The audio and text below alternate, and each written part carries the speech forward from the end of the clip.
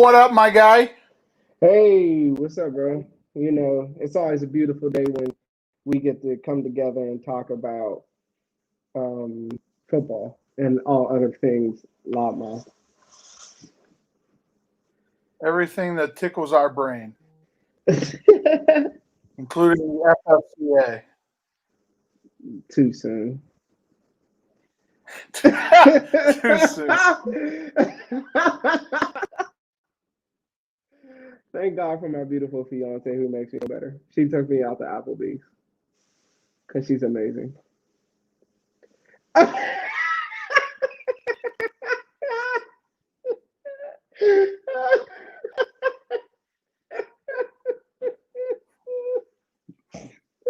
just leave that at that. But yeah, man, it was a good weekend of football. We're back on that Tuesday grind. I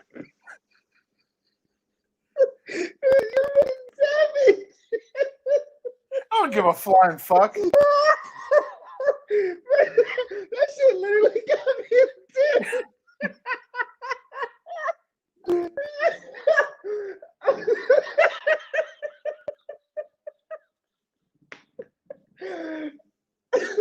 I'm like sweating. Oh my goodness. What's that? What was that one video that was real popular like a while back? And it's like, oh, you don't like me? I mean, is what it is.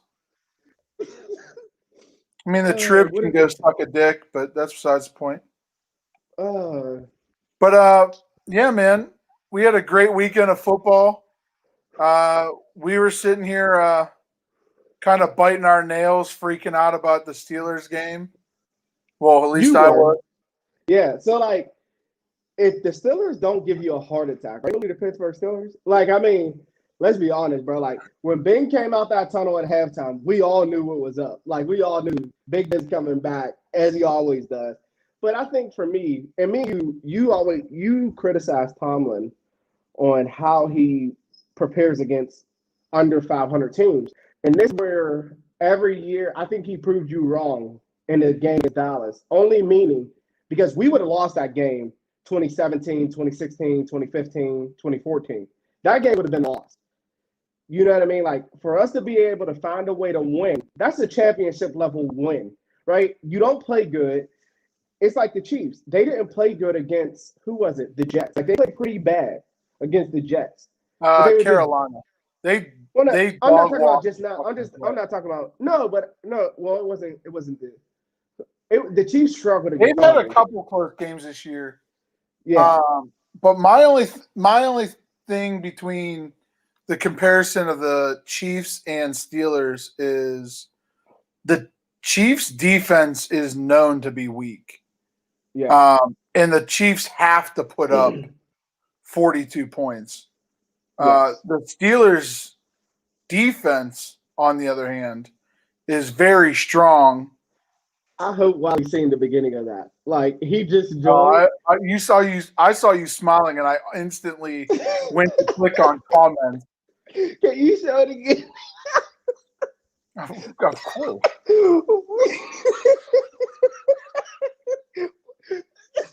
Can Wally come on the show?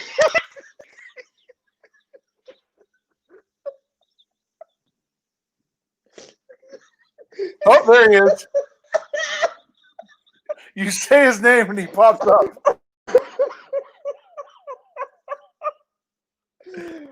Dude, let's talk about that. Because you know what? We weren't going to do it, but we're going to do it. That's the best part. Listen, for them to say that, never mind. Let's not do it. But again, my criticisms all. I mean, I'm happy they pulled it out, and I mean, I agree with you to a point that in years past that game would have just been lost, and they would have looked just real bad. Yeah. Again, I'm happy they decided to come back with 2 minutes remaining. Yeah.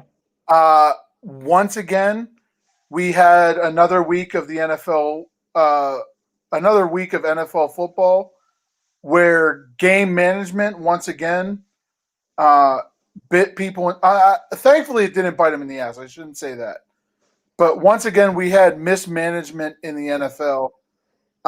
Just like most other people, I agree with them. Instead of going on that shit short toss, run play to the short side of the field on 4th and 1, even though the offensive line wasn't blocking for shit on special teams, if I was the Steelers, I would have kicked, at least attempted to kick the field goal. You would have saved yourself 2 more yards, 3 more yards, but potentially put that game out of reach because now it's an 8-point game versus a 5-point game. And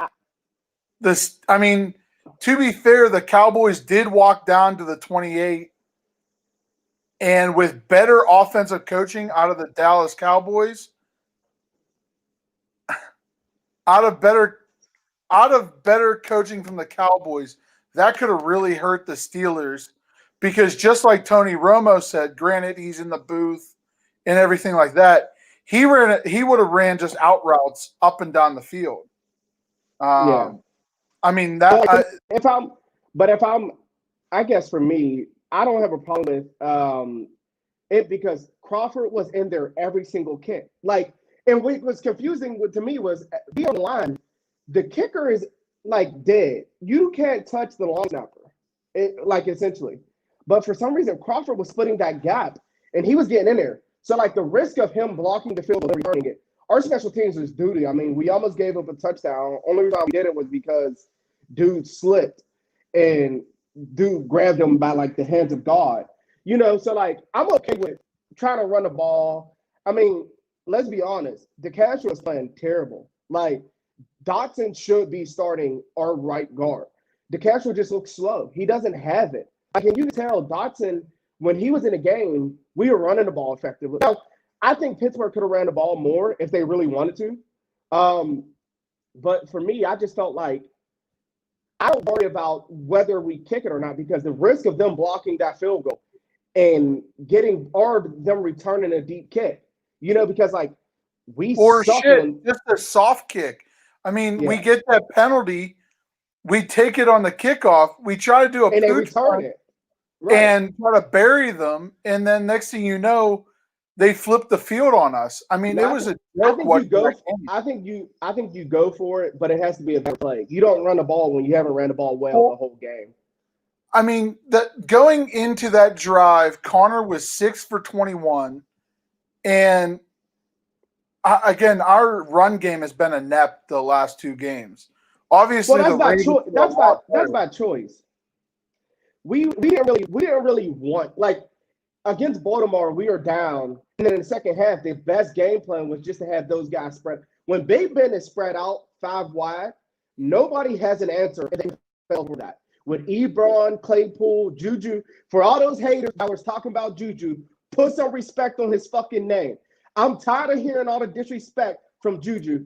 Put some respect on that man's name. He shows you week in and week out if he wants to. Now, granted, he has Deontay Johnson. He has Ebron. He has James Washington. He got my boy, who's 14 or kick returner and punt returner? Ray McLeod.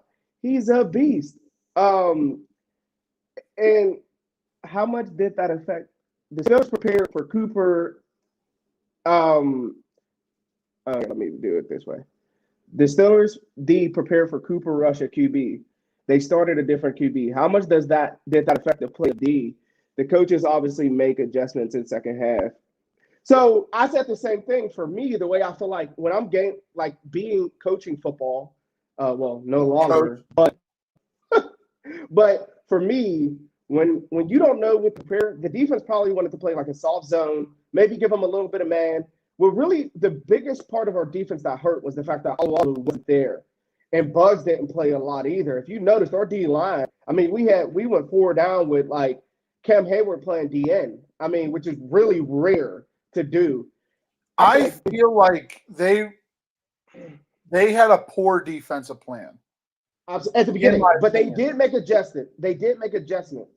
And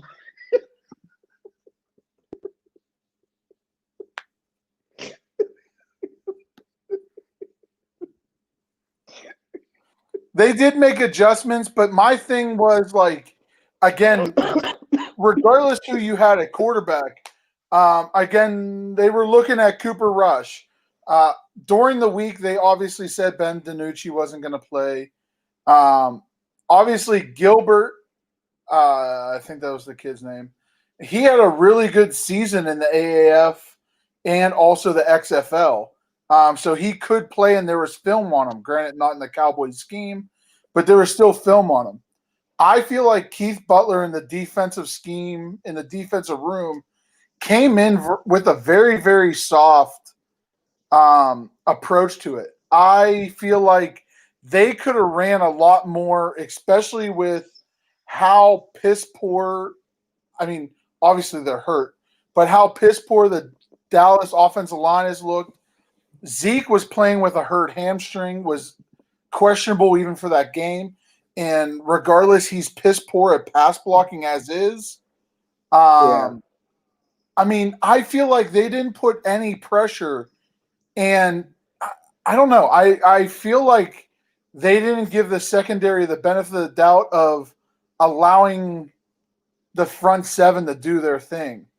Agreed. And we sat there and watched the Ravens game where Bud Dupree was walking around as a monster back the entire game. Granted, he was spying Lamar Jackson, but you could have done the same thing in the effect of you don't know where he's coming from.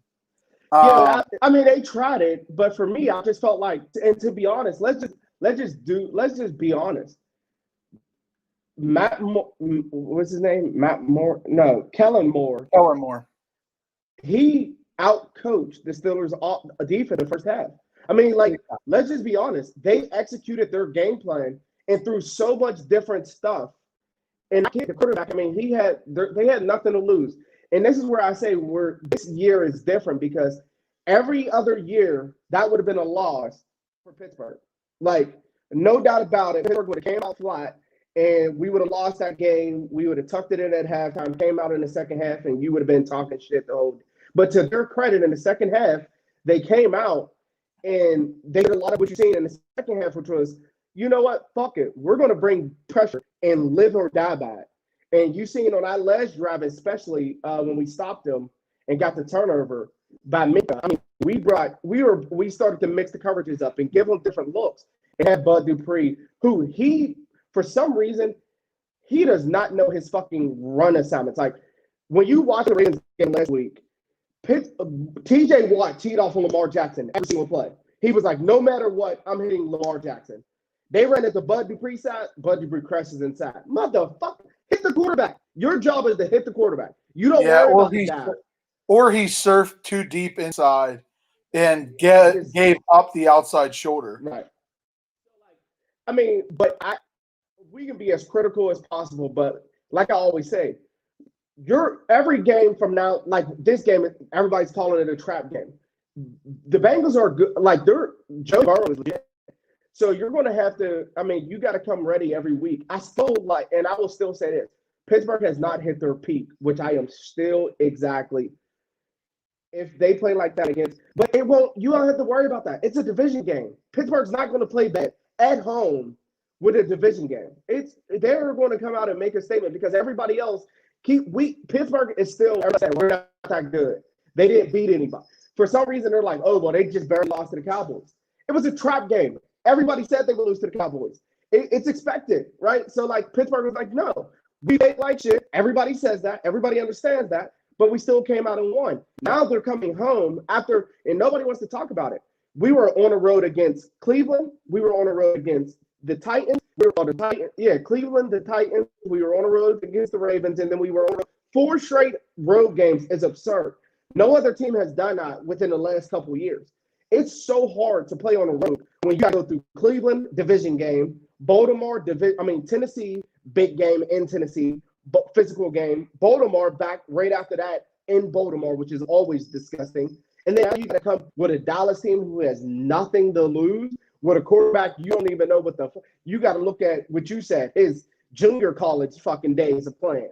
Whatever. Like, but we still won. So now I think they make a statement with Cincinnati, whether it's Ben Roethlisberger or whether it's Rudolph or whoever the fuck is our quarterback. I think Pittsburgh shows why they're the best team in the AFC. I think the defense has another big game. Like, this is a game where TJ Watt is going to kill their right tackle. Their right tackle is going to have a fucking long ass day. I feel bad for him. Yeah. The JR's thing, obviously the guys being on the COVID list is kind of scary, but Ben is on the COVID list with a negative test, basically just because of close contact with Vance McDonald. Vance McDonald's the one that has COVID right now. Yeah. But again, him, it's Vinny Williams, and that's his. Oh, Jalen Samuels, I think, which he's been inept, but talking about yeah, just like Sean said, I mean, I do think undefeated season's possible. Obviously, our biggest matchups right now, and I say biggest as in winning organizations right now, is the Ravens, the Buffalo Bills, and Indy is the three winning teams remaining. Well, technically Cleveland, but that's the last game of the year. I believe if Pittsburgh has the first round locked in, that I feel like they should just sit everybody at that game. So, Mike, hey, real quick. So what you said, talking about making adjustments, what do we think of Pittsburgh's special teams coaching coming out publicly stating that the special team, can't make adjustments in game? I thought professionals should be able to. So listen, if you look at, so what happened was, I don't know if you watch college football, but it was Indiana, it was Rutgers against Ohio State. And Rutgers ran that play that Dallas almost scored on. Rutgers ran the same exact play and scored on it against Ohio State. So when you talk about special teams, how do you make adjustments for when and George knows it. If I'm on the offensive line and this kid is just, for some reason, he's putting through, you're stepping inside, you're crashing inside, but this dude's just whooping your ass every time. What adjustments do you make? Put somebody else in there? No, you're not going to put nobody else in there in that situation. It's so hard for special teams to make adjustments, meaning like, how do you prepare for a play? What, you just going to be watching college football and be like, man, I need to prepare against that. It's Saturday night. Yeah, the game's tomorrow. The throwback, I'm going to prepare for that play. Like special teams gimmick plays, I feel like work the best. Honestly, there was piss poor tackling there. That they could have still made a play. Thank God there was a block in the back called there. That could have been really bad. The pooch kick whenever they had the penalty and tried pooching it and like almost coffin corning it off of a kickoff, I thought was just I get what they were going for. But again, Wiley's gonna laugh. It's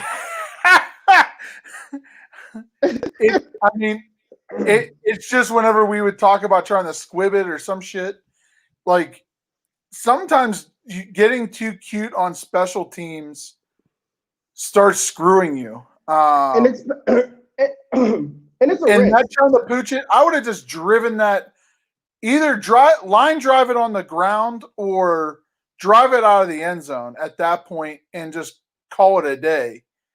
Listen, but also like the ball dropped at the one. Like it wasn't like it was a bad pooch kick. The only thing it was great position.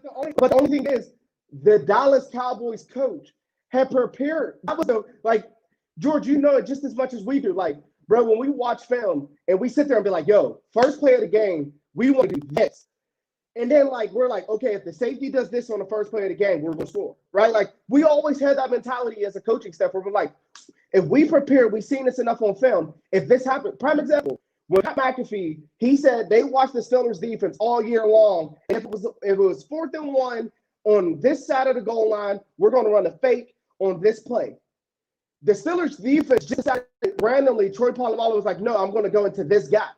It was just a natural thing. It wasn't like an adjustment that the coach had made. It was just Troy trying something different. And then guess what? It stopped the touchdown because they didn't run. They kicked the field goal. But it's like it's so hard being a coach. You can never be perfect. You're going to get exposed. Prime example. Tampa Bay just got lit the fuck up by Drew Brees because Tampa Bay played a soft zone the entire game. And when they talked to him after the game, you know what they said? Well, we gave him a man look, and we didn't expect Mike Thomas or Emmanuel Sanders to play. So we just wanted to keep everything in front of us because Drew Brees sucked at throwing the fucking deep ball. That was a risk they were willing to take. And guess what? The Saints tore him up on it. You know what I'm saying? Like, there's some times where you just get out coached. Like the Tampa Bay Buccaneers got out coached by the New Orleans Saints. The Dallas Cowboys out-coached Pittsburgh in the first half. But guess what? At the end of the day, a win is a win is a win. The Pittsburgh Steelers got the win because at the end of the day, they fucked up in the second half. And they did what they were supposed to, and they showed why they're the better team in the second half. So it's like it's so hard. Everybody criticize coaching all day long. You'll never be the perfect coach. Special team coaches making adjustments. How the fuck what you gonna do? If you say, I want my punter to punt it, pooch kick down at the 1, and he does it, but Dallas has the perfect right field block protection, and it's sealed off like the fucking Noah part in the Red Sea. Like, what are you gonna do? Like, what are you gonna do? Nothing. You can't do shit. Now, is there any games or performances that stood out to you big time this Sunday? 2. Shout out to Josh Allen and the Buffalo Bills for shutting me the fuck up. And shout out to Tua Tagovailoa for finally having a welcoming party. Those 2 performances stood out to me because, one, Josh Allen, I criticized him when he lost a big game on a Thursday night when he just looked absolutely terrible. But we wanted to see, would he be able to outduel Russell Wilson? And he did. And he looked like the guy that we've been waiting on him to look like, right? Now, Tua Tagovailoa, the first game, I mean, their defense just swarmed. They feel like their defense that game against the Rams just took over. But Tua and Kyler Murray, man, they were throwing darts. And Tua, we see, me and you, when people are like, everybody's in our sports group like, oh, where's all those people who said Tua shouldn't be playing? We weren't saying Tua shouldn't be playing because he wasn't good.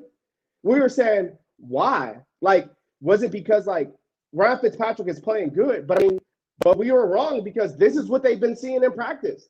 He's shown that, like, this is how good he can be and elevate that team to those plays that Tua made where he's, like, straight in the pocket.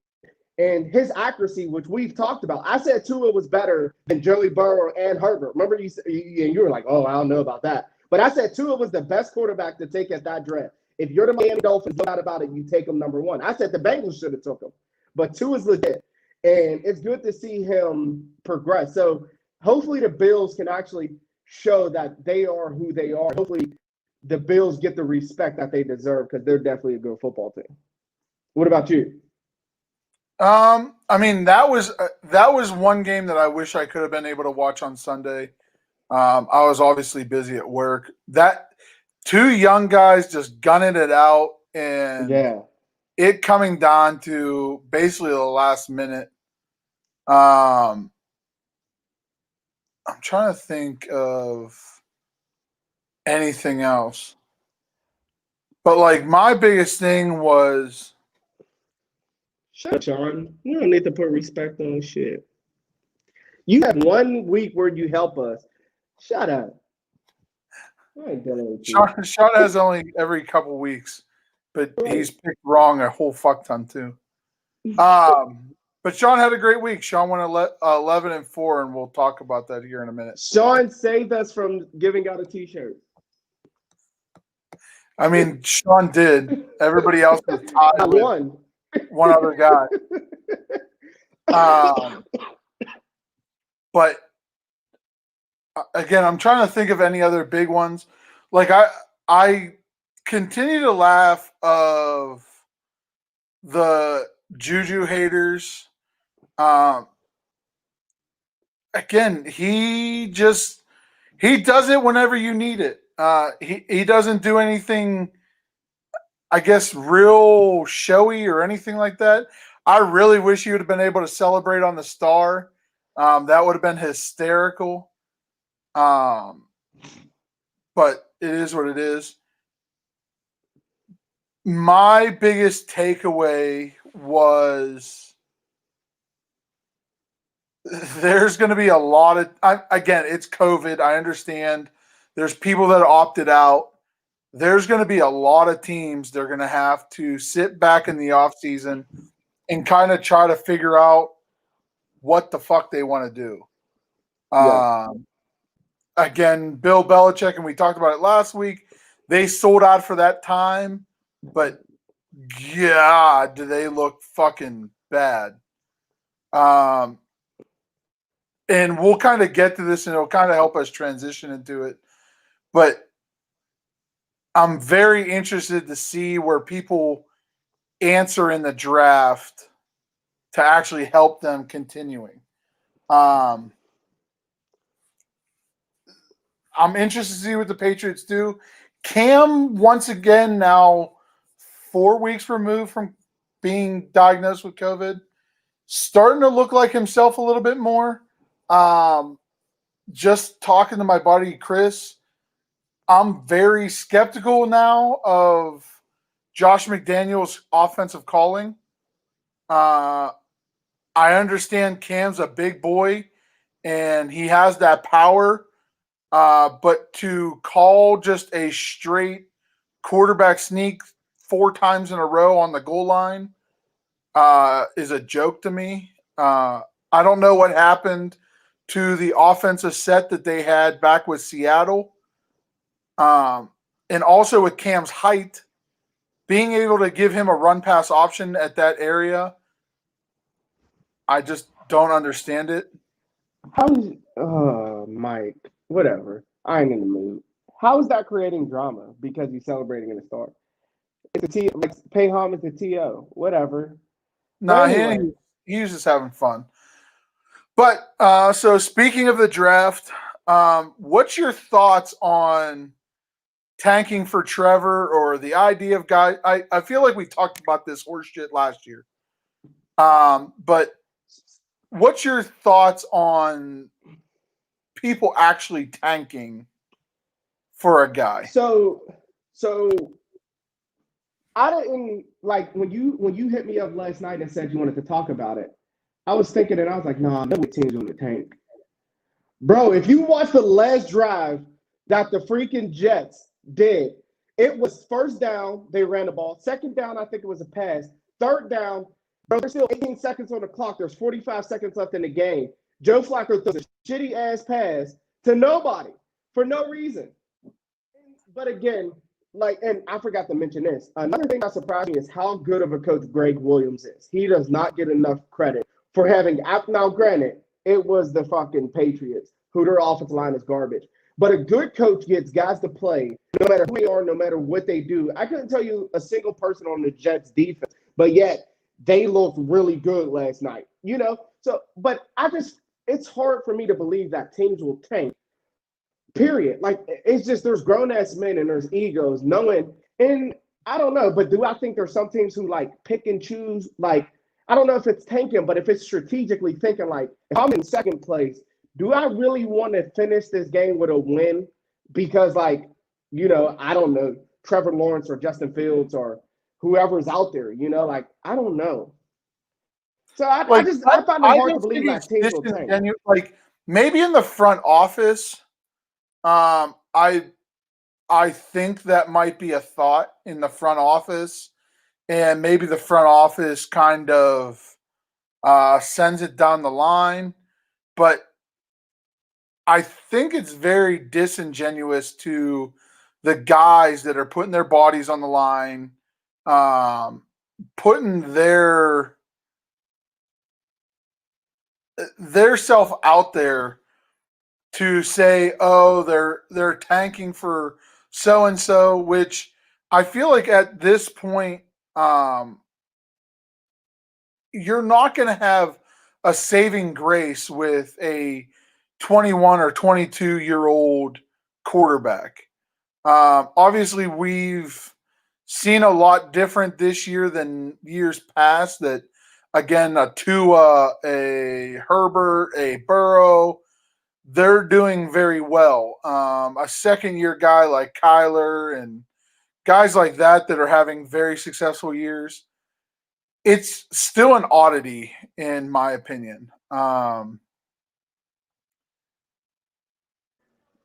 Yeah, But it's I just hard feel to. like it's still very disingenuous and disrespectful to the guys that are actually playing, that they're not trying their hardest to win the game just to get a guy.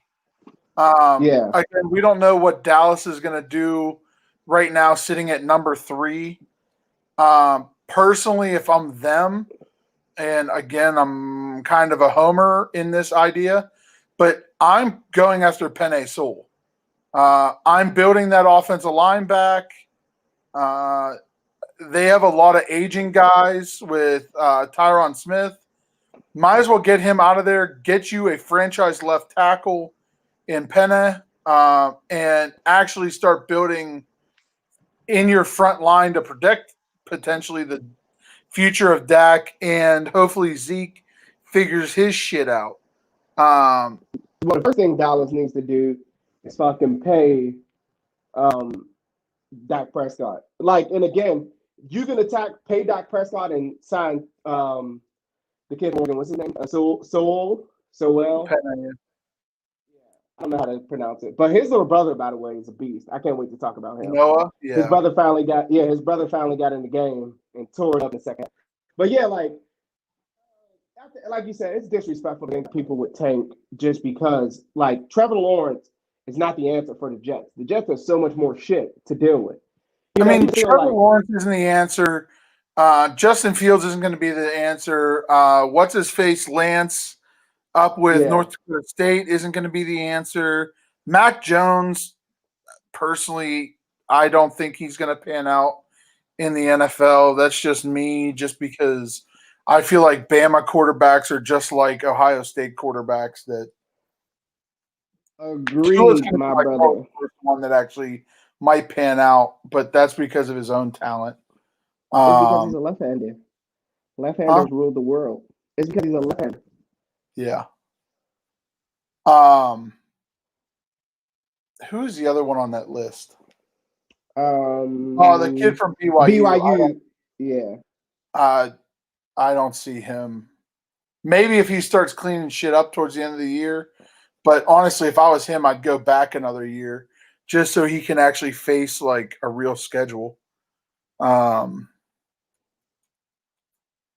But yeah, I mean, that was the only thing I wanted to touch on real quick was about the tanking, because like the Monday Night Crew was talking about it. Like, I don't even know who the fuck the owner of the Jets are.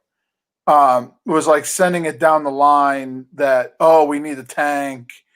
And like, and right as they're talking about tanking, I'm looking at Frank Gore that's been in the league for 900 years. And this motherfucker's a vampire that's been in the league fucking ever. And like, really, like, how disingenuous is that? That a guy that's been in the league this long and has put basically the NFL on his back. Not that he's been a big name or a face. I mean, he's been a big name, I guess, but to be able to like continue to do what he's doing, like, that's so fucked. Like, I wasn't a fan of how the NFL or the Monday Night Crew was talking about it. But going into this week, I feel like it's going to be, there's a bunch of exciting games. We still have to look at a lot of them. The playoff picture, at least in the AFC, is starting to get a little murky, at least out of the wild card side. I feel like for the most part, the division leaders are kind of splitting themselves away. But going into the wild cards, at least how I was looking at it today, the AFC, you have like I think it's like 5 teams vying for those other 3 spots, and it's all going to come down to tiebreakers, which is going to be wild. Some marquee matchups, I guess we'll look at real quick out of the NFL. You have Philly and New York, not like it's going to be a barn burner, but that's obviously a divisional game that actually matters. You have Buffalo versus Arizona. That should be fun. You have Seattle versus the Rams. That should be fun. Obviously, anytime any of the AFC North teams play, it's going to be fun. So again, you have Cincy and Pittsburgh.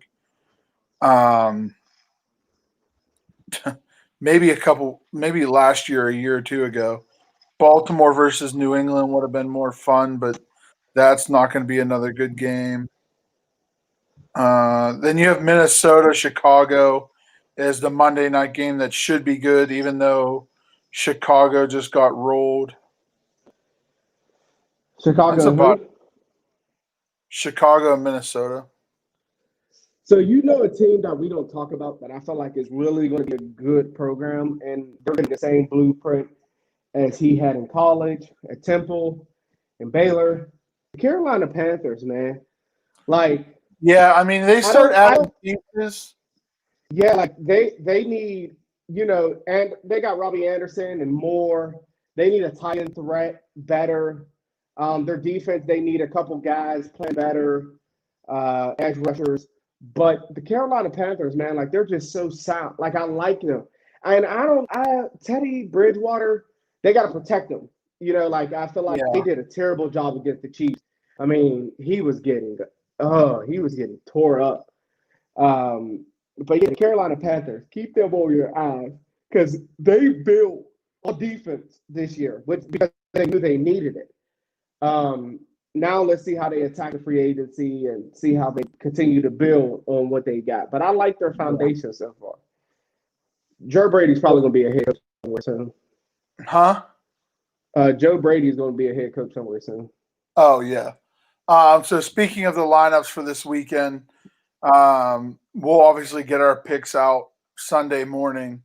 But who do you have for the Thursday game? It's Indy down in Tennessee. So again, that's going to be an AFC South matchup. Both have been playing really well. Unfortunately, Indy couldn't finish it off against the Ravens. That fumble changed the game. The shit out of Chicago. That fumble changed the game. For me, it's so hard. Like Indy's defense is good, but then they lack, fucking. I don't know. I like. I'm gonna go with Tennessee, but it wouldn't surprise me if Indy won. Like Indy is so surprised. Like Phillip Rivers, sometimes he looks like he tore Baltimore up with the pass rush. And like when they were blitzing him, he tore him up, and then he got that fumble changed the perspective. Like when they scored that touchdown, it like sucked the life out of. And then Indy's pass pro is treacherous. Like they suck at pass pro. Like all around the board. Like I thought of like Quentin Nelson. That's about it. Yeah. Kelly gets beat. Costanza's old as shit. Kelly can't. It sucks. As of right now, Tennessee's a 2-point favorite, and typically you get 3 points just by being a home team. So that's not promising. Right. Who'd you pick? Tennessee. Tennessee. Yeah. Yeah.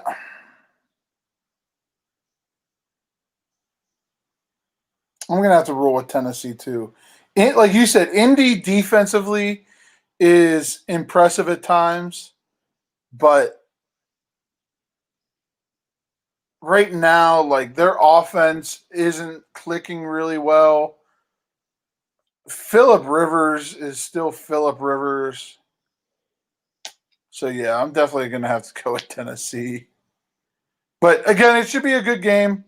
Obviously, at least it's better than most Thursday matchups. At least we actually got a significant matchup for a Thursday game. So, flipping it over to the college football world. So we had. Do we have any big? I'm trying to think. Son of a bitch. Of course, I was all prepared for the NFL, and then I fucking skimped on college football. I know going into this weekend, there is a bunch of postponed games due to COVID, unfortunately. A couple SEC games. Later now into the season, I feel like they're taking ton of precautions, as they should, with obviously everything going on with COVID. It's obviously now just getting later into the season, so it's making it a lot more difficult to get those reschedulings. But kind of looking at games that were kind of pretty interesting over the weekend. So NC State almost beat Miami. They got lucky at the end of the game. What did I tell you? NC State. I picked NC State. I thought they were going to do it. Yeah, I mean, I was really rooting for them, just because I feel like Miami's definitely the Notre Dame of the ACC this year. Aside from Notre Dame being partially in the ACC this year, that they keep having these real close, shitty games, but get lucky at the end of it. The Florida-Georgia matchup was pretty good up until about third quarter, and then that shit got away from it.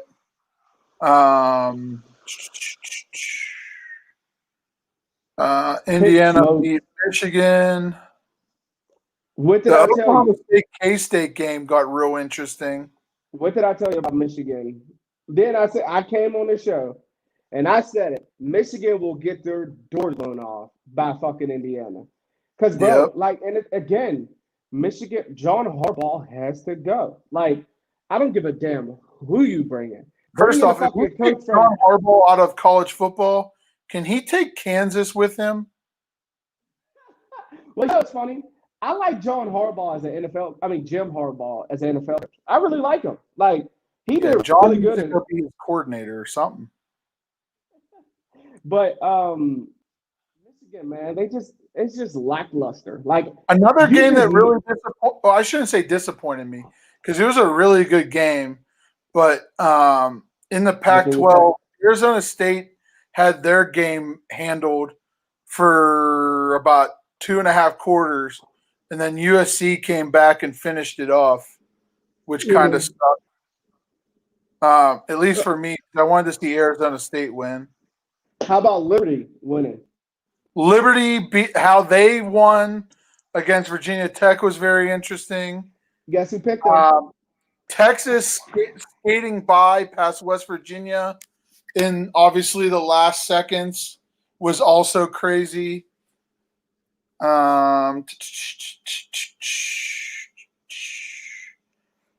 Those are like the main big ones. Obviously,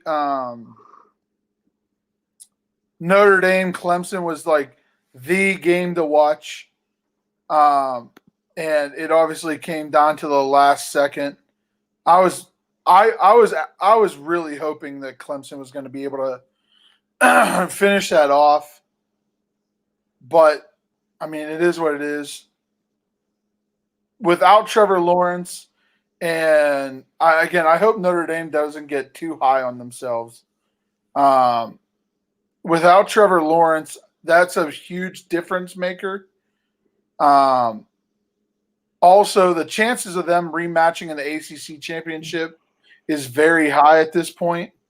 Not that any team is, at least in COVID now, is to be looked past, but like North Carolina is pretty much the only team that they have left that like actually is going to play against Notre Dame. Clemson has 2 games left, and then the ACC championship. So unless North Carolina comes in screaming, it's going to be Clemson versus Notre Dame again. So, Oh, you also got to think Clemson's best pass rusher was out the whole first half. He didn't come back. He didn't come to the second game because of targeting. Notre Dame didn't look overly impressive. They haven't looked Clemson, overly impressive in a while. Clemson's defense, I mean, they had the D lineman was out because of targeting for the first half. Their best middle linebacker was hurt, and then their best secondary guy was hurt. So, I mean, and Clemson still should have won the game. Yeah. I mean, Notre Dame threw everything they had. Now there was a couple questionable calls which were kind of shitty, and Notre Dame just, I mean, they almost got the game took from them, which I'm glad it didn't happen. But if that was all Notre Dame had against Clemson, I feel bad for them because the ACC championship, you know what's about to happen. As Coach Doug would say, KD by the door because they're about to blow the britches off the motherfuckers. Yeah. Because if Trevor Lawrence is in that game, they smoke him. Which he should. Well, ACC championship, he'll definitely be there. But if he would have been there Saturday night, it would have been a different story. Yeah. As you much say that because of how well the freshman quarterback played. Oh, DJ played amazing, but he's still a freshman quarterback. Right. But then after the matchups, again, me and Courtney will do the pick'ems right before we're done.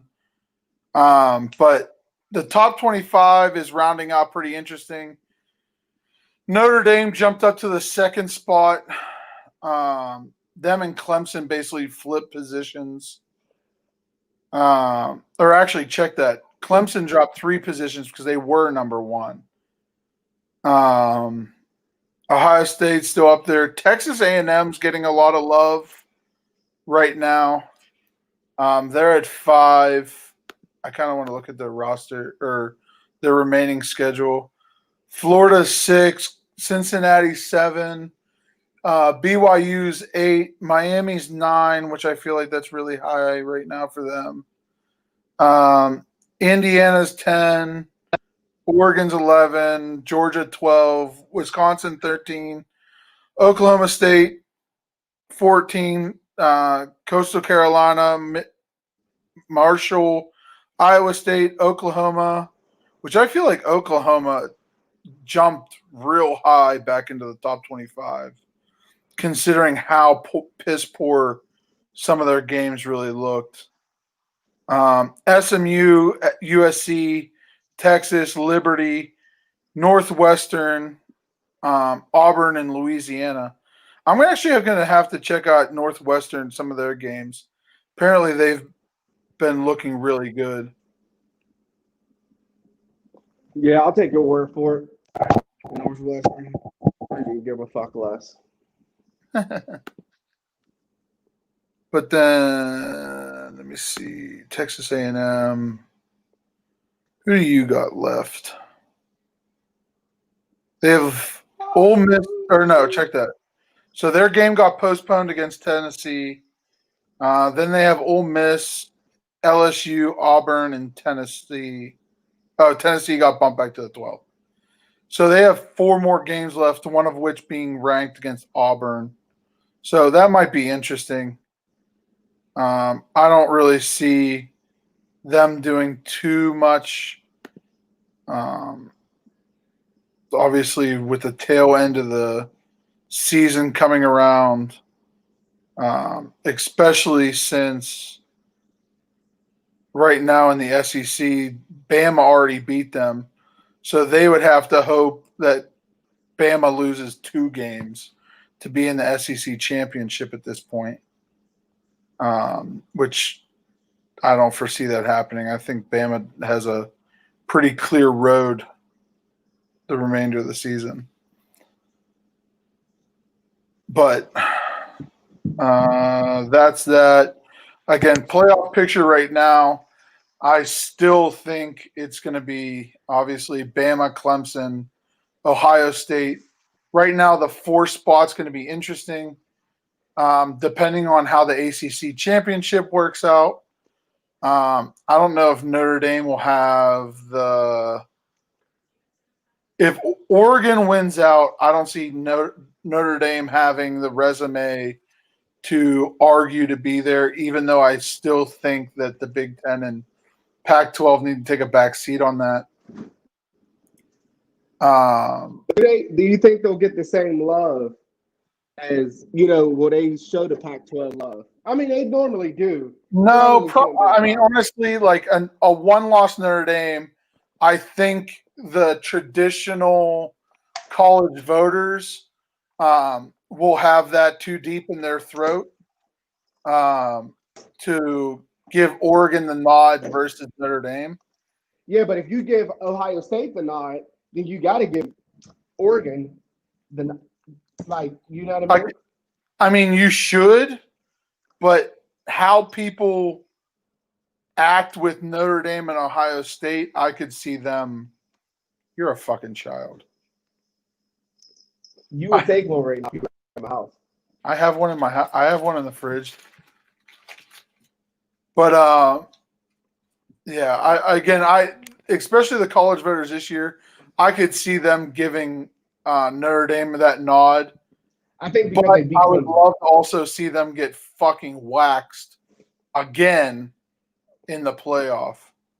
Yes, because that's typically what happens. And again, so are you sold on? So, and here's my thing. Here's what I want to say. And this is the best way to put it. Remember we talked about Justin Fields and the Ohio State quarterback. If you put Ohio State's third string quarterback in right now, I don't even know who the fuck he is. Couldn't tell you what his name is. Don't care. I guarantee you, if you put him in, Ohio State would have still won every single game that they had played at. Yeah, probably. Because it's like, and the thing that bothers me is like Ohio State's strength of schedule is so bad.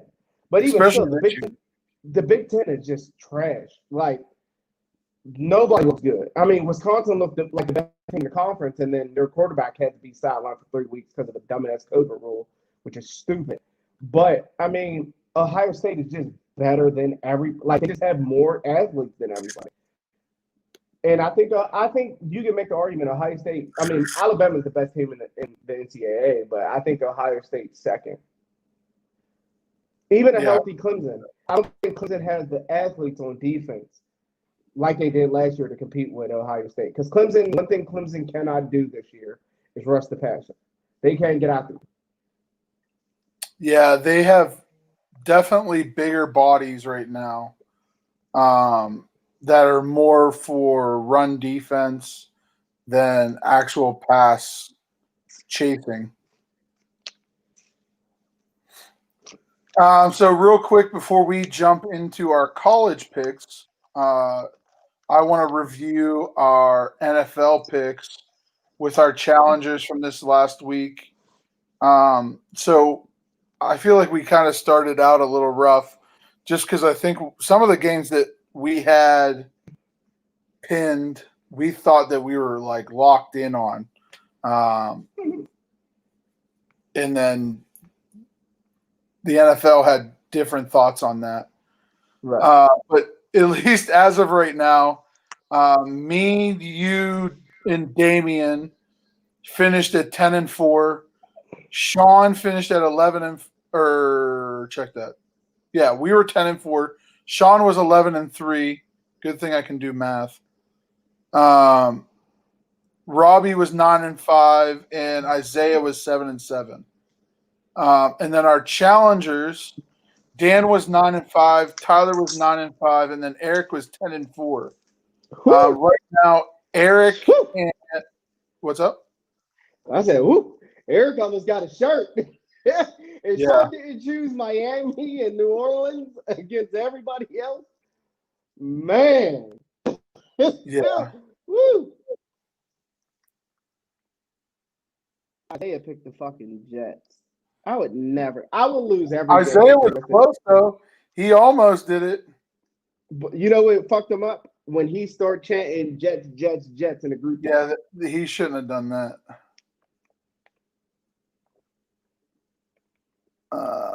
I'm sure. He really almost got right now. Eric and Brian have the best record as pickers. Sweet. And then we have a 4-way tie at second place. And and that's for me, right? I was talking about the challengers. Right okay. now, you're in a 3-way tie for third with Damian and Robbie. And Sean's in second. Sean's in second, then I'm in first by a fairly hefty lead. So am I in third or fourth place? Because I think I should be third because my name You're is technically C. fourth place. How? My name is Courtney. But Damian had a better standing last week.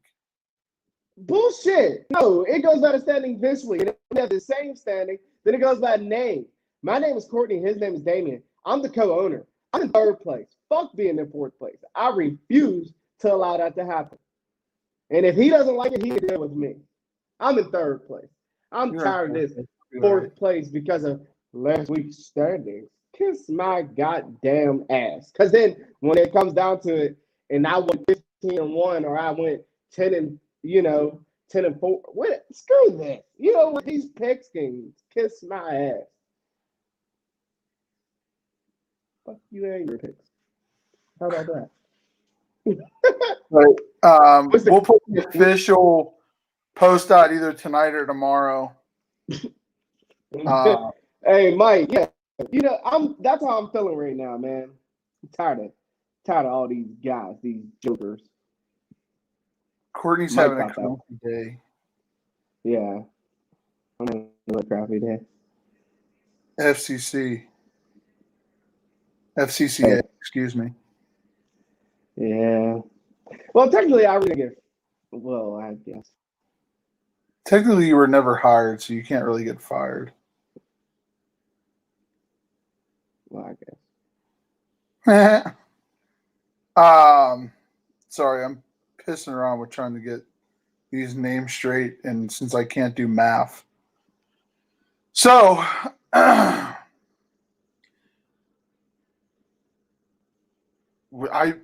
swear I need an adult version of Capri Sun.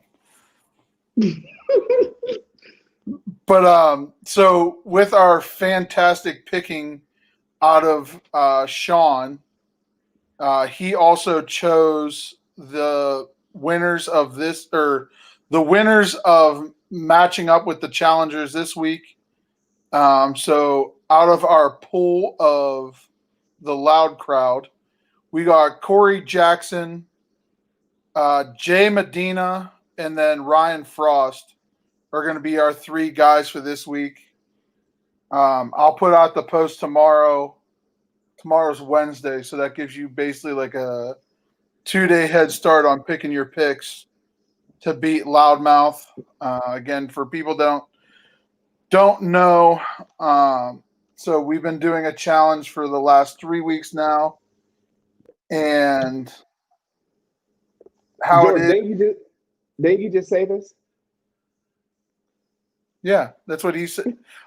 I saw it, and that's what I said. That's why I said that.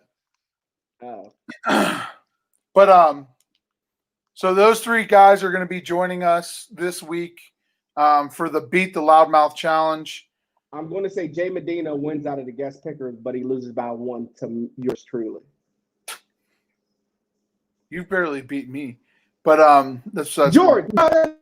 What's the reason why? There's a reason why you always win NFL game pick'ems, but you always lose college pick'ems. You know what the difference is? Oh, we are tied. Oh, kiss my ass. I've been smoking you every week. I give you chances. I'll be up 4 games and be like, well, I'm going to pick 2 that doesn't make fucking sense at all. Listen, whatever. You're just angry that you picked all the fucking underdogs in the NFL 2 weeks ago, bro, and it didn't fucking work out at all. Bro, that's the fucking funny. Like, I was like, you know what? I should have, thinking about it back then, I was so cocky. But, like, that's going to You're like, I'm going with the underdogs. I said, holy shit. You did, and it didn't work out. I'm going to finish in second place, and it's going to be because I can't catch up to you.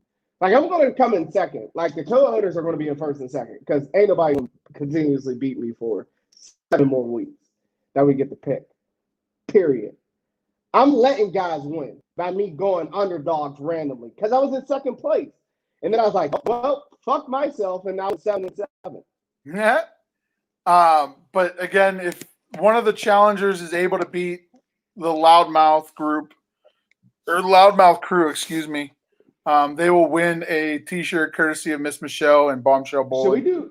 Should we do college pick'em guess? Maybe we'll see. Well, I think Michael's the only one on here. There's two. Oh, okay. But we'll see. We might do that. But again, I'll put the post out tomorrow. But again, it's been fun so far. We've had some good pickers. Outside of Georgie Floyd, everybody's been in the pack of everybody else. Oh my God, dog, like that.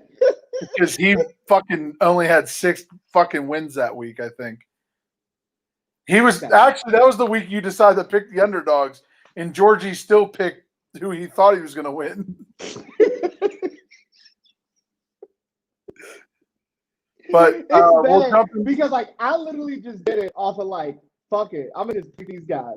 Georgie was like, I think they're going to win. That's bad. I actually think these guys might do it. I actually think these guys have a possibility of a might chance to do it. So obviously, just like last week, Maction is playing the same night that we're doing Pick'ems. So we missed out on 3 games, which is what it is. Not going to hurt us. So we'll start off with the Wednesday night games. You got Eastern Michigan traveling to go play Ball State. Both lost last week. Unfortunately, I wish they were playing at Eastern Michigan. That turf is sweet. I'm going to go with Ball State. Sames. I type with one hand. It's not working out very well. Then you got Toledo versus Western Michigan. Both teams won last week. The Flying Rockets of Toledo. This is actually, that's supposed to be a closer game than I thought. I'm going to go with Toledo. So, and the reason why I'm going with Toledo is for my man Noel Roach, my favorite player that I coached ever. I love that guy, man. He's going to Akron. Oh shit, that's fucked up. I'm going Western Michigan. I just fucked that up. Toledo and Akron are the same thing to me. I don't know why I always get them too fucked up. Except for Akron's is just worse. Are they? I don't think Akron's won a game in a minute. And then the other game for Wednesday night, you got Central Michigan versus Northern Illinois. Central Michigan about to beat that ass. Yeah, I'm going to go with the fighting ABs. You know what's funny? We both went against Colorado State because of how bad they looked the week before last week. Not Colorado and State. Then they beat the fuck out of who we picked. But Boise State gonna take care of them this week. Boise State actually gave BYU a game. It's just BYU is a lot better. BYU, I think you have to consider them into the college football playoff. I don't care. I agree. I don't think anybody will give them the love to do it, but they definitely should be up there. And then you got a rivalry of the Orange State. So you got FAU versus Florida Atlantic. Right now, FAU, I haven't watched very many games of them, but stat-wise, they've looked very nice so far this year. That's going to be a 7 o'clock game, so that should be fun. Well, actually, all these games are 7 o'clock. Next one on a Friday night, you got another Big Ten matchup. I guess when you both know we're both going for Atlantic. Yeah, I'm right. FIU hasn't been good there since my boy Julian has been there. and that's been a minute. So Iowa visits the Fighting PJ Flex.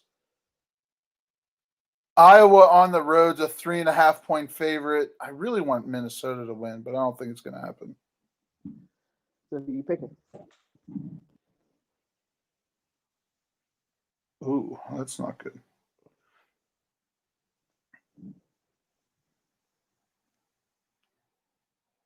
I'm going to go with the Hawkeyes, even though they've been in the negative news cycle lately. I'm gonna go with Minnesota. Come on, man. They just gotta fix it. And this is the part that sucks when you have so many expectations for a team, and they come out and lay flat. Yeah. I don't think we need to discuss this game very much. It's going to be ECU versus Cincy. Cincy's been just on a hot streak lately. I don't have very much faith in any concern there. Ever since they went to the American, aren't they in the American? Correct. Yeah, they've been fucking people up. Yeah. This is going to be a late game, but obviously it's favored on mine, so it's the first one on the list for a Saturday. You got Oregon versus Washington State. Unfortunately for Washington, Mike Leach isn't there any longer, so I don't have much faith in that. Wait, is it Washington or Washington State? Washington State. Okay. They beat Oregon State last week, but it was fucking interesting ass game. I'm assuming you're going with Oregon. Yes. Okay. Miami plays Virginia Tech. Motherfucker. Oh, Virginia Tech's a 2.5-point favorite. That's weird. Damn. Miami. Let's go bold, cuz. Fuck it. I'm going with Virginia Tech. Fuck Miami. I'm going Miami.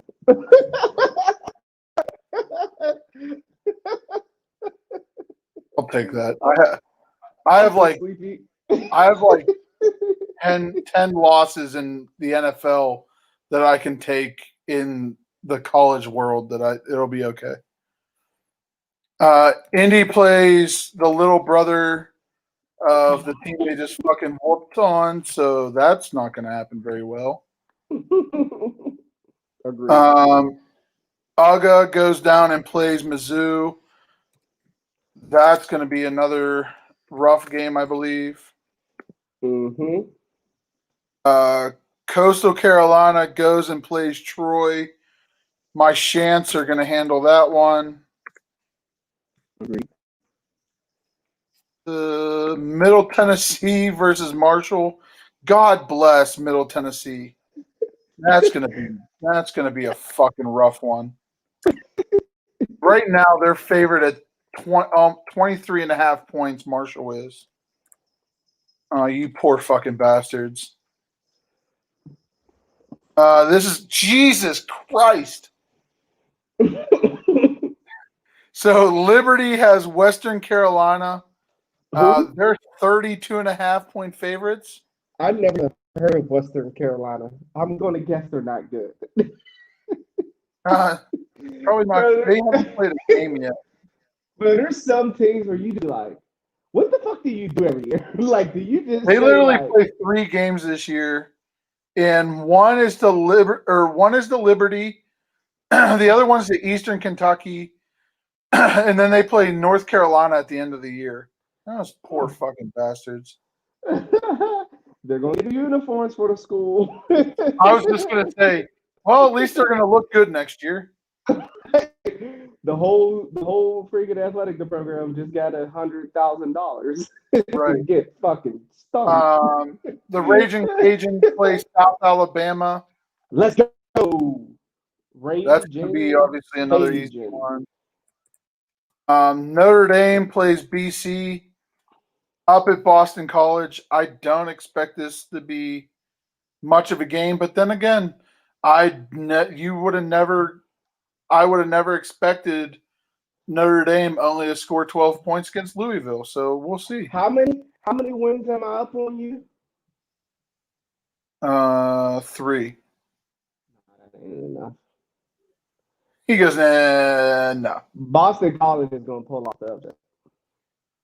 You want that? No, I don't. I don't. If I had 4 games on you, yeah. 3, nah. I might take the points on that though. They're giving Notre Dame 13.5 points. Yeah. Ohio State plays Maryland. They're giving Ohio State 25.5 points. That's it. At Maryland. That's kind of disrespectful, but Maryland plays them really well though. Like especially they do. Maryland. Usually they give them a fucking scare too. USC plays Arizona. That's going to be Arizona's first matchup. They haven't looked like themselves in a long time. Arkansas visits Florida. I feel like that one's going to be a fairly easy one, even though Arkansas is looking better. And the losses they had, if I'm not mistaken, the losses they had were to Georgia. No, they lost to A&M. They lost to Auburn. And they lost to Georgia, Auburn, and Texas A&M. Yeah. So if I'm Florida, I might want to think about sleeping on them. Oh, Florida sure as shit doesn't need to sleep on anybody, but oh shit. This next one's interesting. SMU travels to Tulsa. Tulsa's 2.5-point favorite. Nah, I'm going with SMU.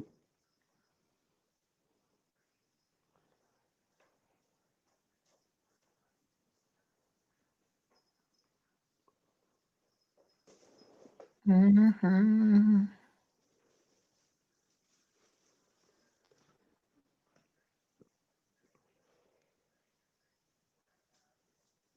You know, who'd you say you're going with?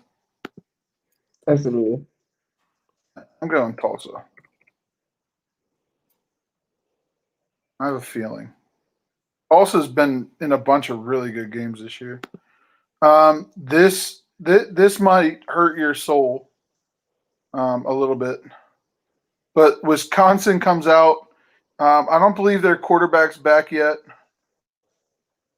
But they have Michigan on the prime time. So I'm going to be going with Wisconsin.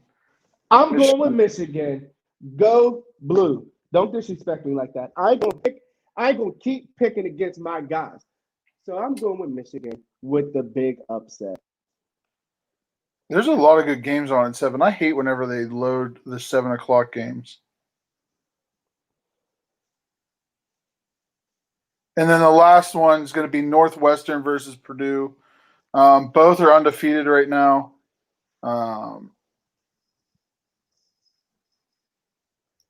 And it's going to be very interesting, but I'm going to go with Northwestern.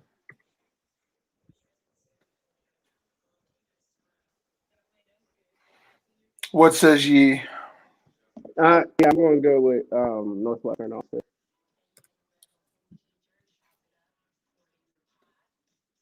So a couple differing picks there, but pretty good ones. Yeah. Save this, and I got to send it to you. But I mean, that's about it, guys. This weekend, I think, is going to end up becoming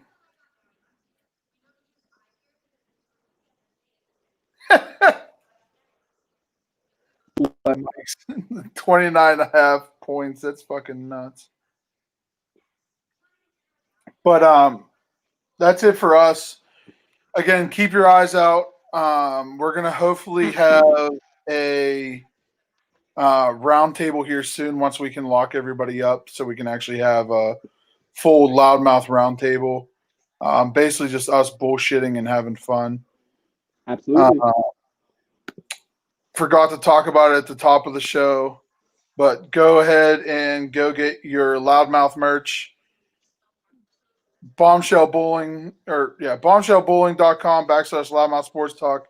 Get those hoodies, get those t-shirts.